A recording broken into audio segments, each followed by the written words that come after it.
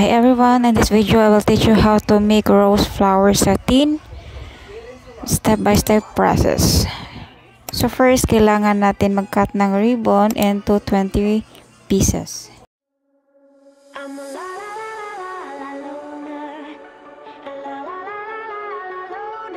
Every time I try to fit in, it ends up in misery.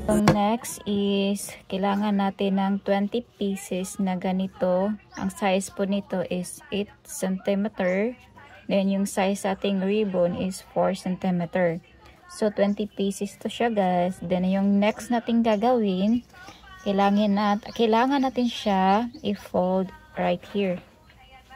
Then, lagyan natin ng stick glue. Parang nakailang video na ko nito, guys. Pero, inulit ko lang kasi baka yun sa ibang video ko, hindi masyado nyo na naitindihan. So, after that, guys, dito naman tayo sa likod. So, lagyan natin dito ng stick glue. Then, baliktarin natin yung fold niya, guys, pag ganyan.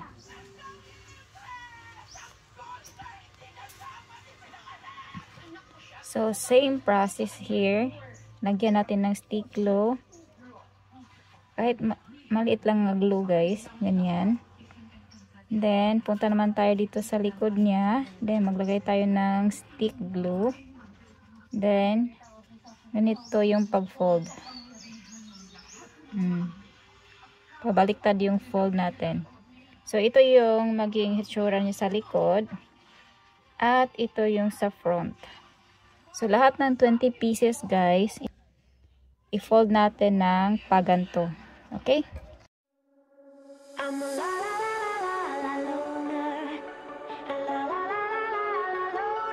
Every time I try to fit in, it ends up in misery. Yeah. Socializing doesn't fit me, but I can get away so easy. I was born a misfit. Don't go with the cool kids. It's all overrated. No, I never missed it. I was born a misfit. Don't go with the cool kids. It's all overrated. I just didn't read it. I'm a la la la la la loner. La la la la la loner. La la la la loner. I'm an outlaw in this world.